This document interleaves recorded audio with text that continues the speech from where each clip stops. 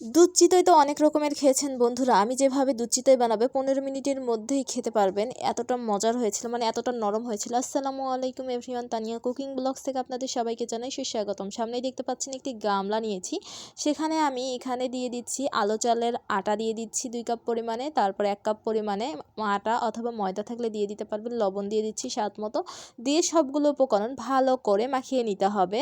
আর দুধ চিতই পছন্দ করে না এমন মানুষ কিন্তু খুব কম পাওয়া যাবে। আমি এখানে হালকা কুসুম গরম পানি দিয়ে দিচ্ছি, আর আমি কিভাবে মাখাচ্ছি ঠিক একইভাবে মাখাবেন, তাহলে চিতইটা ফুলবে এবং কত সুন্দর যে হবে পিঠাটা আপনারা দেখলেই বুঝতে পারবেন। আর এটা বেশি সময় লাগে না, অল্প সময়ের মধ্যে রান্না করে দুধ চিতই ভিজিয়ে সাথেই খাওয়া যায়, মানে এতটা নরম হয়। আপনি যদি সারা রাত রাখেন তাহলে তো নরম তুলতুলে বেশি হবে, আরও যদি 15-20 মিনিটের মধ্যেই কিন্তু আমি খেয়ে মানে সাথে সাথে নামানোর 15 মিনিটের মধ্যে আপনাদেরকে আমি দেখাচ্ছিলাম যে কীরকম নরম হয়েছে।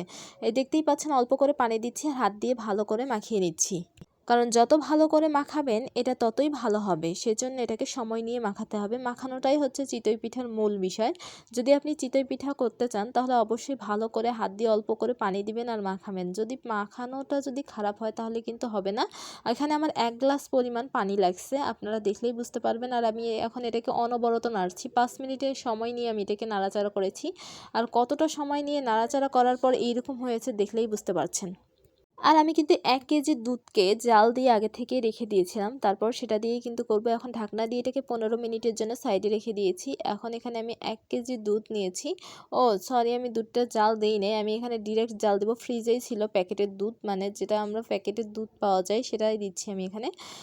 এটাকে আমি জাল দিব এখন সময় নিয়ে 15 মিনিটের মতো সময় নিয়ে, একটু যখন ঘন হয়ে যাবে। আর এখানে আমি কি মশলা অ্যাড করি দেখতেই পাচ্ছেন, যে 2টা তেজপাতা দিয়েছি, 2টা সাদা এলাচ দিয়েছি, 2-3টা। তারপরে এটা চুলার আঁচটা এই সময় একটু হাইও রাখতে পারেন, মিডিয়াম রাখতে পারেন, কারণ দুধটা তো উতলাবে সেজন্য। এখন এটাকে একটু অনবরত নাড়ছি, একটু ঢাকনা দিব আবার নাড়বো, এরকম মানে এক কথায় এটাকে চুলায় বসিয়ে রেখে কোথাও যাওয়া যাবে না। আর এটা তো আমি খেজুরের গুড় দিয়ে করব, সেজন্য আগে থেকে খেজুরের গুড়টাকে আমি গলিয়ে এক সাইডে রেখে দিয়েছি। সেটা একবারে দুধ ঠান্ডা করে তারপরে সেখানে দিব। দুধটা ভালো করে ঘন হয়ে গেলে সেটাকে আমি সাইডে রেখে দিলাম। আর খড়ির চুলায় আমি আজকে চিতইটা বানাবো, আপনারা ইচ্ছা করলে গ্যাসের চুলাতেও করতে পারেন একইভাবে।